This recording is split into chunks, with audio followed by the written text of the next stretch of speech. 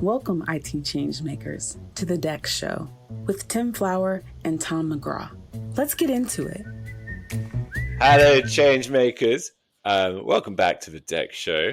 I'm joining you from London as ever, but Tim Flower is next to a canal in Copenhagen. Tim, how's it going out there?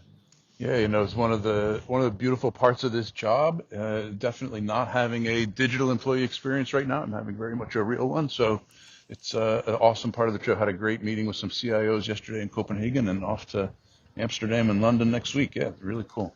Super cool. And this is how slick we're getting, listeners, in our fifth year. Who knows what it is? Because Tim's joining us from beside a canal, and he's joining us for a very special guest with everybody's favorite guitar playing, rock climbing, DEX analyst supremo, Andrew Hewitt. How you doing, Andrew? I'm great. Yeah, I actually really got that bio uploaded to my Forrester.com site. That's great. I appreciate that. That's nice. You better be everybody's favorite, because I don't think there's too many. There's too many out there with that specific list of accolades. But Yeah. I was trying to do the maths, Andrew. I mean, you were our first guest. That's a firm fact in my memory. Yes. You were our launch guest, but I don't know how many times we've had you on since. Might be a fourth, something like that. I think it's either 3 or 4, I would say. I feel like it's at least once a year. So absolutely. somewhere in that range. So it should be. And how are you, Andrew? How are things? I'm great. I'm in research mode, which is rare for an analyst. Usually you're in consulting and traveling mode. But I've been doing research for the last 3 months, which is super exciting. So I have a bunch of stuff coming out soon. So it's good. It's nice to not be on the road and actually focus on writing and delivering content for clients. So yeah, I'm really good. Nice. We look forward to it. We always look forward to it. And I got written down here for my first question. I've got written down, let's start at 30,000 feet. And I think that's where I like to picture you, Andrew, with your nails in a cleft of rock. So, based upon, if you're in the sort of writing and composition phase at the moment, I'm sure you've had a lot of conversations with enterprise customers in recent months. And where would you say, based upon these, the center of DEX gravity is presently? What do you think is emerging as the big kind of collective challenge or indeed opportunity that you're hearing about echoed again and again? Yeah, so if I take a look at our priorities that we've surveyed our digital workplace leaders on, we do this every single year, and we have a new survey coming out in June. But the priorities are very clear. I mean, there are top 5 priorities. First one is end user adoption of technology, which I'm sure we'll jump into. Second one is improving the user experience of those applications. Third is taking advantage of AI. Fourth is proactive IT, very DEX oriented, right? And the fifth is workplace experience. So that whole return to office type of momentum that's going. So overall, what I'm seeing is that prevailing trend of DEX is getting bigger. It's breaking out of its traditional home of end user computing and service desk and starting to address a lot more opportunity. And we're also seeing that manifest across the organizations that we're working with as they're continuing to work outside of IT as well. So the overall prevailing notion is bigger, essentially, for DEX, more holistic. And so it's something we've seen for a number of years, but we're seeing that even accelerating this year. Why adoption at number one all of a sudden, Andrew? What's your read for the sort of backdrop for that sudden unanimity there? Yeah, you would think it would be very employee experience focused, but it's actually very cost focused. It's about getting more for less, right? A lot of the IT leaders I speak with today are, making these huge investments in these big productivity suites or these large monolithic enterprise applications. And so they want to get their money back. And the way that you do that is you enable people to get the most out of those applications as possible, right? And so that's a lot of the prevailing notion today is help me get my value for those investments that I've already made. And adoption is absolutely one of the key components of that. The second piece of that, of course, is taking advantage of the potential innovation from these new systems like artificial intelligence, generative AI capabilities as well, which, if you're able to enable the employee, you're going to drive better competitive differentiation in the marketplace, more innovation, higher productivity, hopefully less burnout because you're doing less boring, mundane things on a daily basis because you're automating it. So I think AI is also impacting that adoption conversation, but I would say it's primarily give me more for less. Yeah, I think I had loads. I know we have loads of questions about adoption, so we better put a pin in some of those thoughts right now. Right? Yeah, let's do it. Reel off, right? But look, I think you were talking about DEX getting bigger just a minute ago, and would you say the in terms of maturity, is there a kind of consensus direction, or do you see the sort of market fragmenting presently in terms of focus and maturity both? So there's consensus in the fact that every organization or software vendor I talk to recognizes the value of DEX. Like, you're going to be flying blind into the future if you don't have some type of real-time telemetry collection that's helping you make decisions with more accuracy, right? Because that's how we previously have operated, especially within energy computing. It's like, we're just guessing about what the problem is and not actually verifying it. So there's consensus there. And so what I'm seeing across the digital workplace is DEX getting embedded into so many different areas. Where I think there's not really a lot of consensus yet is I'm seeing a couple of different, let's call them hubs or camps of digital employee experience. Like, there could be kind of the pure DEX digital workplace, give me the broad holistic view of all the technologies impacting employees. That's definitely one hub. You have endpoint management taking in DEX capabilities. That rise of what we're hearing in the industry as autonomous endpoint management is another kind of camp around DEX. And then you have more of the ITSM-led DEX capabilities as well, driven by a lot of the major ITSM players. And so there's not really a lot of consensus in terms of where that future is going, but I think there is consensus that, yes, there's value in having a data-driven approach to how we manage everything within the digital workplace. Great. And we're going to delve into a few of these topics, or Tim is with you in a moment. But before we do, I think, look, used to a lot of people, all of us turn into you to know who the DEX leaders are in terms of vendors, right? Mm-hmm. That's the typical thing. But I was curious, right? If you had to describe the DEX leaders of today in terms of like enterprise adopters, what do you see as the telltale signs? What do they tend to be doing differently? So one is how they're organized, right? A lot of organizations are setting up, what we've called like experience management office, and they start to kind of like have this center of excellence around experience. What I'm finding with the most mature organizations is that they're actually moving away from that dedicated center of excellence model, and they're actually embedding DEX into the product teams itself. So the most mature organizations have kind of decentralized that, where it's actually a culture of experience that's expected across all of the product teams. And it's not necessarily just kind of one center that's driving everything, forward. So that's been a shift that I've seen with some of our more mature DEX, customers over the last year or so, is that they start to build this culture of experience where you don't need to have someone kind of be the enforcer of DEX, if you will. So that's one sign that someone is more mature. I would also say that they move beyond thinking about specific tech silos. Like a mature DEX customer is not going to just focus on what's my device performance or what's my Microsoft 365 health, et cetera. They're going to be thinking about the employee journey. Like, what is that employee trying to accomplish when they're using multiple different technologies at once? And how do I start to measure that? And so I have a lot of customers today that are doing like design thinking, employee journey mapping workshops.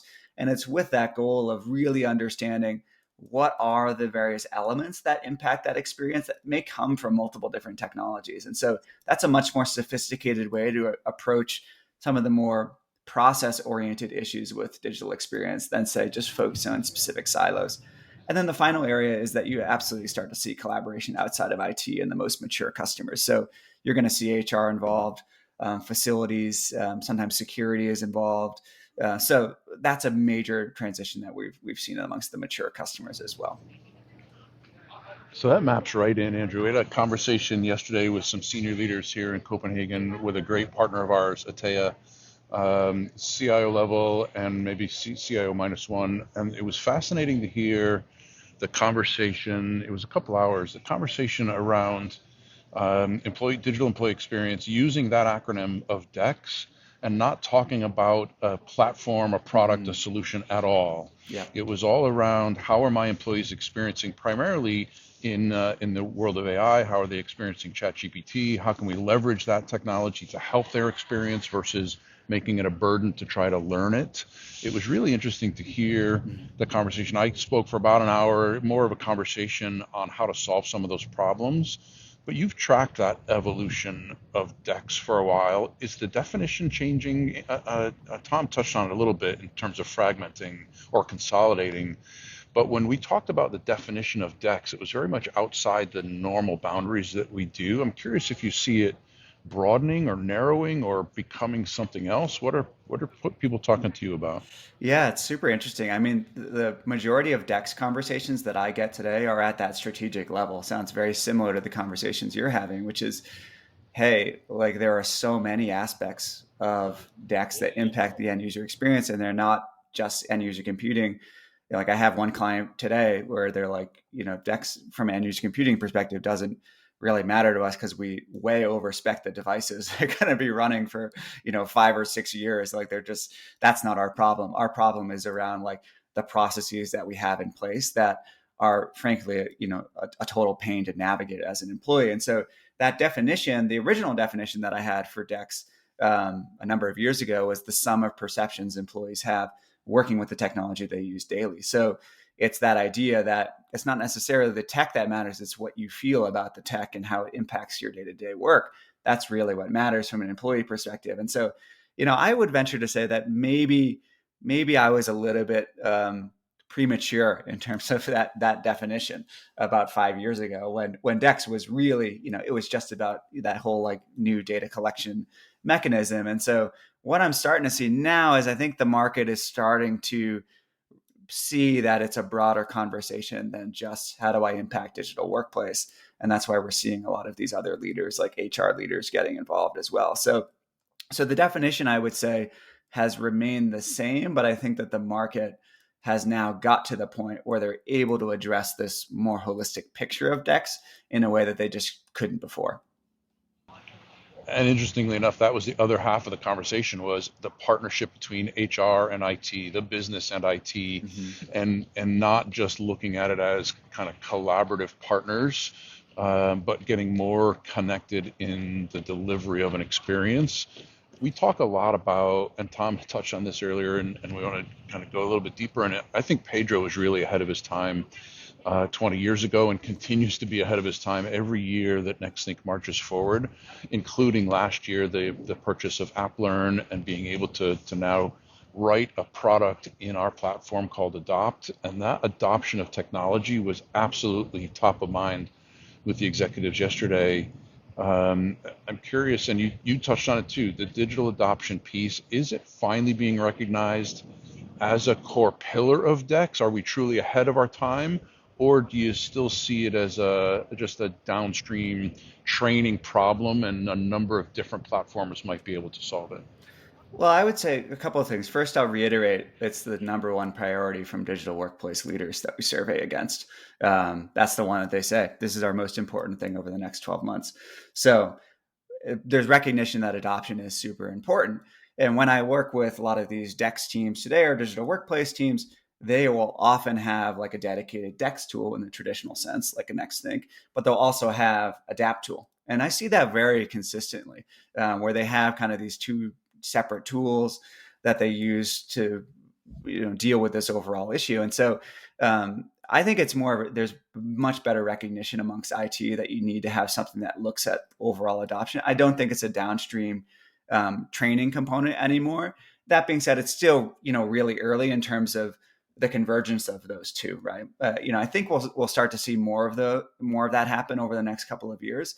But there's not a ton of examples, as you know, of DEX and DAP kind of coming together, in the enterprise today. Although those tools often exist in the portfolio that workplace leaders have.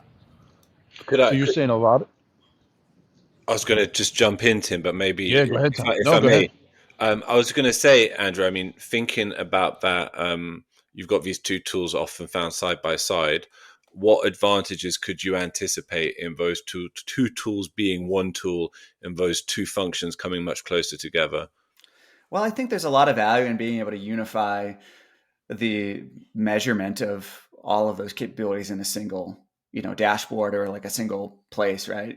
Ultimately, you as a DEX team, I don't really want to go out and have 5 to 10 different ways that I'm measuring the experience. I want to have kind of a consistent way of doing that, and that's what we've seen at the large enterprise level so far. Most of the customers I'm working with, if they're moving towards a more holistic DEX strategy, they're saying, hey, take the data out of the DEX tool or out of the DAP tool or out of ITSM, host it in a backend database, and then manage it that way. So I have that visibility across there, right? So they're effectively creating a platform strategy. And I think as you start to bring together DEX and DAP and maybe other areas as well, you are kind of creating, forcing that that platform strategy. And I think that's the big future of this space, is that we're going to see a lot more consolidation so that people have that unified view. So yeah, I think there's absolutely a benefit of bringing those two together.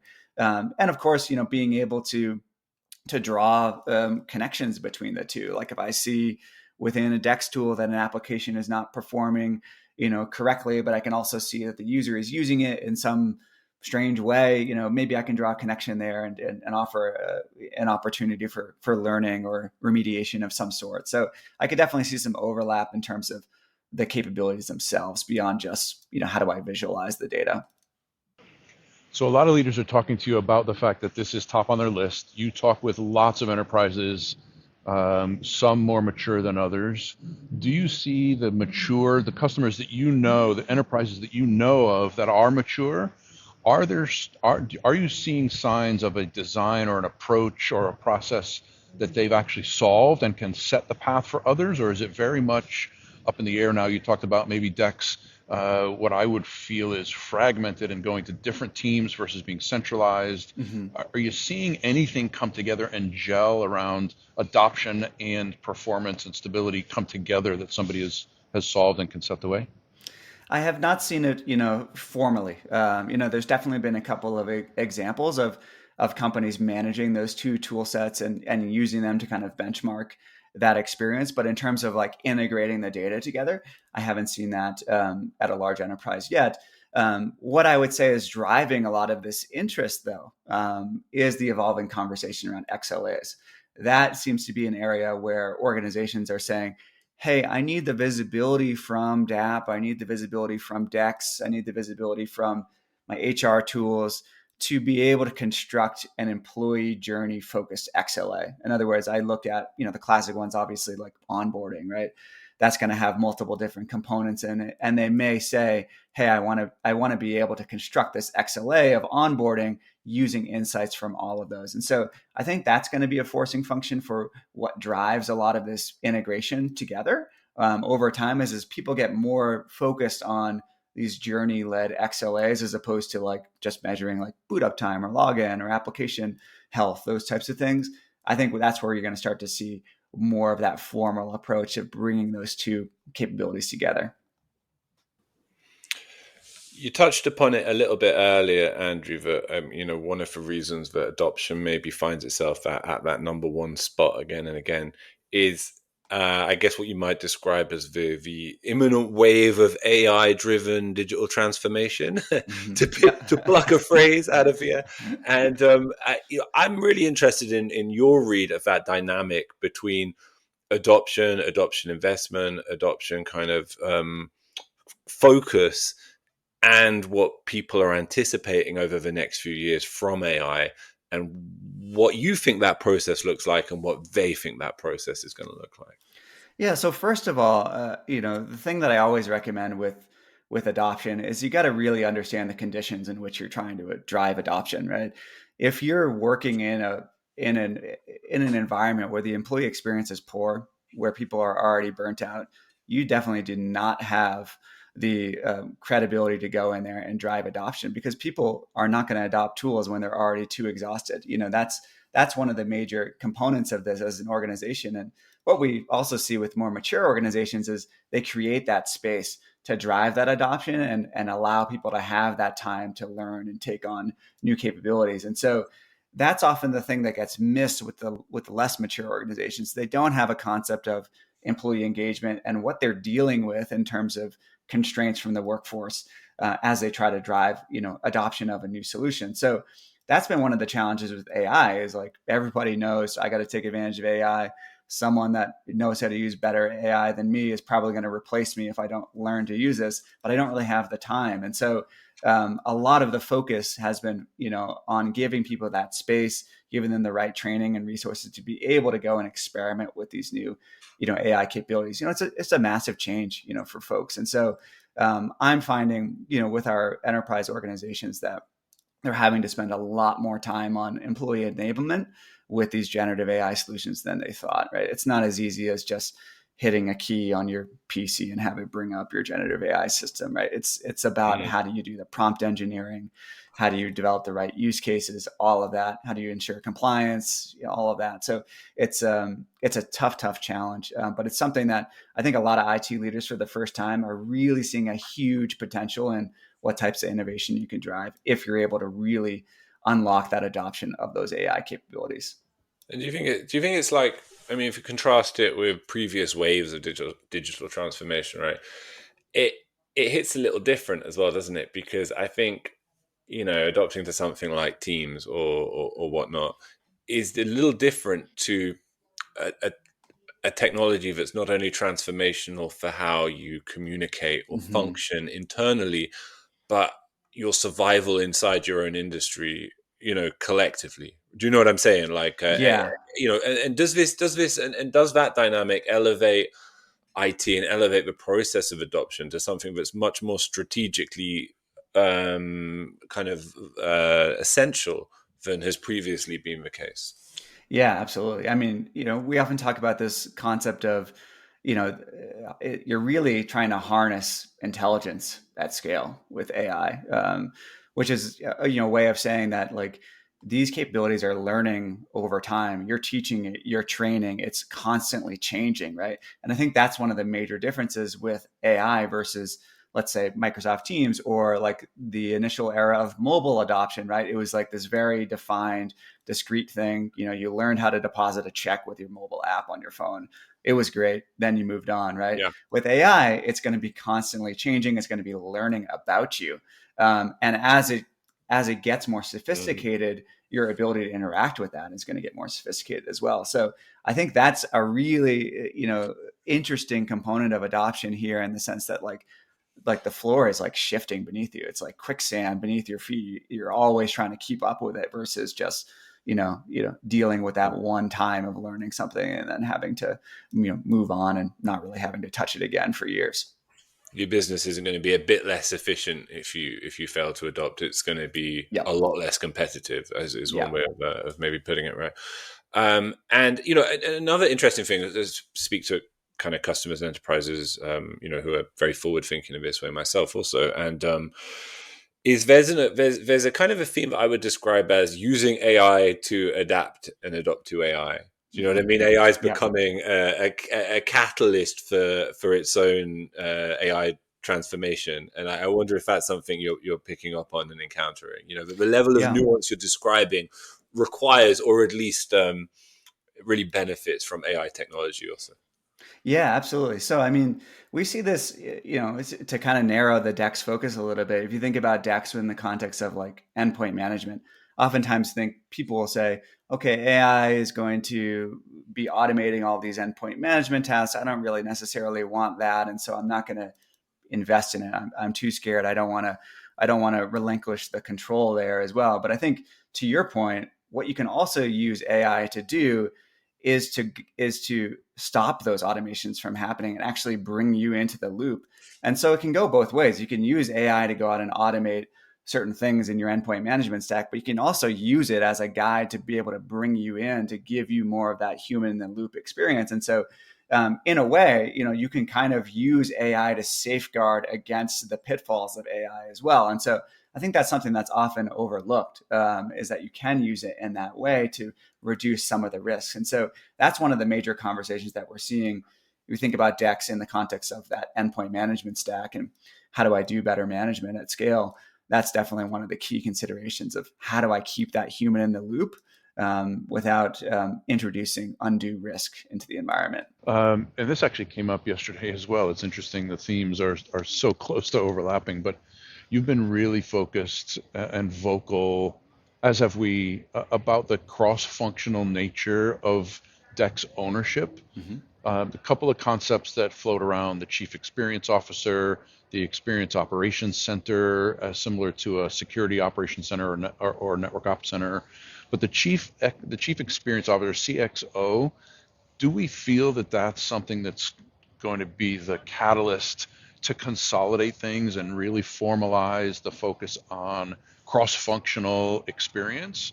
Or do you think we're still moving in a decentralized model, that things are still too fragmented? Well, so I think in general, like you want to move. Eventually, the end goal is to have this culture of experience where it is decentralized. You have all the product owners that say, "Hey, like DEX is part of 20% of my goal. I got to make sure that that's a big focus of mine, moving in that right direction." But to create that, it often needs that first step of the high C-level executive that can kind of enforce that. And I think that's why you see the rise of the XMO, and then in some cases the CXO. Now, what's interesting is I've heard a couple of executives that are like chief DEX officers or chief experience officers. It's really not super common today, but I have had a couple of organizations move in that direction. Where it tends to move in that direction of there's a leading CXO is that person's often coming from like a customer experience perspective, and then they're realizing that, hey, employee experience has an impact on customer experience. DEX impacts the employee experience, and therefore I need to focus on that too. And so when I've seen a CXO come into a DEX initiative, they're often coming from a customer experience perspective, and they're often a little bit blind to some of the issues that IT could help with, and help them prioritize. And so I think that executive is going to be more common, but it's likely not going to come directly from the CIO. I think it's going to come from another part of the business, and that person is going to have to upscale and really rely on the digital workplace organization to help them kind of understand the components of DEX specifically. So yes, I think there is movement in that direction. I would say it's not very common. But the ultimate goal, again, is that transformation where that DEX culture is just embedded across the whole organization. But you're absolutely right. I mean, you need that executive level sponsorship in order to drive that level of acceptance. And over the years, my observation anyway has been that there isn't a real strong connection between IT and HR. I don't know if I would call it conflict or even go so far as a turf war per se. But do you see any genuine collaboration models emerging other than just a general committee style governance? Yeah, I've started to see, some IT organizations reporting into HR. I've seen that a couple of different times where, your senior vice president of digital workplace reports up to the CPO. And so that's I think an example of a more mature organization where they're going to have that executive level approval, and they're going to have more formalized roadmaps working together, where you're really treating that DEX as an overall product that you're managing over time, right? So it's been very uncommon. I think the prevailing notion is that there is still a bit of a turf war. HR feels like they own the experience, but it's often from an employee lifecycle perspective of hire to fire. IT feels like they own kind of the daily productivity experience, but they don't really have insight into like human capital management and those types of tools. So right now, there's still a bit of challenge out there. I would say for folks listening in, it's like, what can you give to that HR person? What type of insight do they need that you can uniquely provide, and use that as a lever in your partnership to build that relationship, better. And over time, I think you start to see, more convergence or collapse of those organizations in the context specifically of DEX. Yeah, that's really fascinating. The notion of IT reporting to HR. I wouldn't suggest symbolic organizational changes, but that one could be significant. In my prior role at the Hartford, for a long time, IT reported into finance, and there Yeah, couldn't have been a stronger message that that's a that cost IT center. was an expense, is a cost center, Yeah. and reporting into the CFO. But it sends an equally strong message if IT reports into HR. I think that's a very fascinating evolution Yep. of an IT org chart. Um, yeah, I think it's. I wouldn't be surprised to see that. Got to add. We did a recent survey of over 1,000 IT leaders. We asked them what their expectations were for dynamic between the departments in the next 3 to 5 years. 60-something% of Mm. respondents told us they thought they would merge inside 5 years, HR and Mm, IT. So that's strong interesting. Yeah. expectations there. Yeah, when we ask our surveys of digital employee experience teams, like what do you do on a daily basis? Like what are your key activities? The number one area is they collaborate with people outside of IT. So it's starting, but it's going to take some time. And there's a notion that IT is going to be the HR of AI. The digital employees need HR just like the Love human that ones do. So phrase. Right. there's all kinds of synergy. The next 5 years are going to be They're fascinating. gonna AI is blatantly gonna have like feelings soon, isn't it? Right. It's gonna be like I feel really neglected by my Yep. users, and I feel really unappreciated. And Yeah, exactly. IT's gonna have to be like, okay, we're gonna send you on a management course, and it's gonna be all sorts.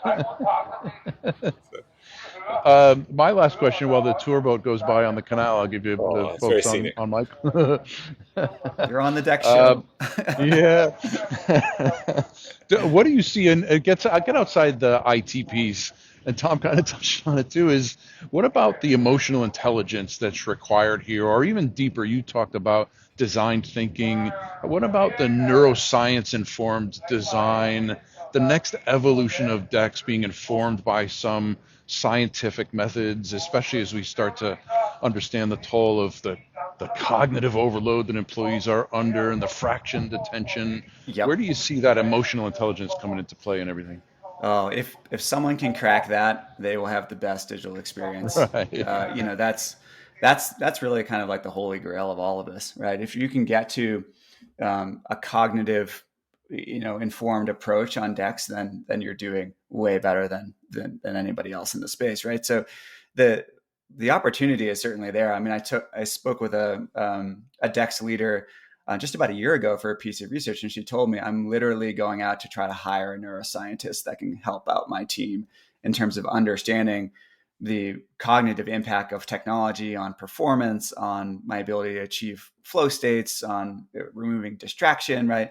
Like that whole component is super interesting, and I think provides a huge opportunity for folks, right? Just understanding, this is what I usually tell IT leaders, like just give yourself a primer on some of the neuroscience in this space and some of the organizational psychology. It's going to go a really long way if you can understand that, hey, people are most successful when they're able to focus for long periods of time. The max of that is about 3 to 4 hours before they need a break. And so I need to really design that environment with that in mind. I need to create those conditions of flow. And ultimately, that's what DEX helps to create. Is it reduces all those distractions, things crashing, whatever, the things that take you out of that flow state. Ultimately, what we see is those that can stay in that state are much more likely to be successful over the long term. They're much more likely to drive competitive differentiation. And so it's one of the key areas that companies absolutely overlook, and they really should not, especially when it's becoming more and more difficult to differentiate year after year after year. Absolutely. And year after year after year, Andrew, we have you on the show. It, Good it's a segue. pleasure. That's great. It's a delight. And look, I just want to give you some kudos. Last time around, as I recall, we asked you to make a prediction, a bold or controversial prediction for the DEX space. Actually, I don't think we phrased it like that. A prediction for the DEX space. And you made a very good one. I think it was about acquisitions. And I won't say any further about. I won't be any more concrete than that. Okay, but you did nail it. I think it's fair to say. So this time around, relatively early in 2025, what's your bold or controversial prediction this year? For this year, I have one for like 5 years from now, but okay, you can do that. You can do that. Okay, No, I'll do that's the 5 year. absolutely fine. It's going to be harder to hold you to account or give you This your is true. credit, but you can still do it. You can go. I'll take the kudos for the acquisition prediction last year. That's good.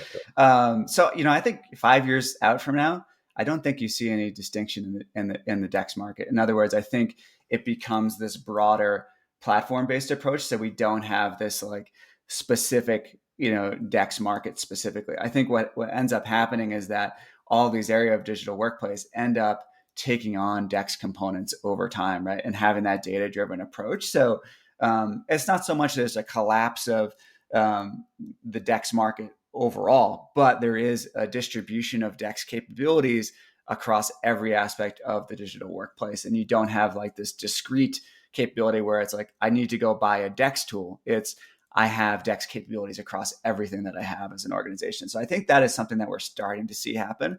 And I would expect that to be true by 2030. Yeah, bringing us back to that kind of merger expectation around, because what you describes a kind of an organic merger between HR and IT functionalities as we've historically understood them, right? Distinctly. Well, so lovely to have you back on the show, Andrew. Genuine pleasure. And that was a great convo. Awesome. Let's have appearance number 5 in about 12 months or whatever it is. Yeah. Perfect. Sounds good. Thanks for having me. It's a pleasure as always. Good stuff, Andrew. Thank you. Alrighty.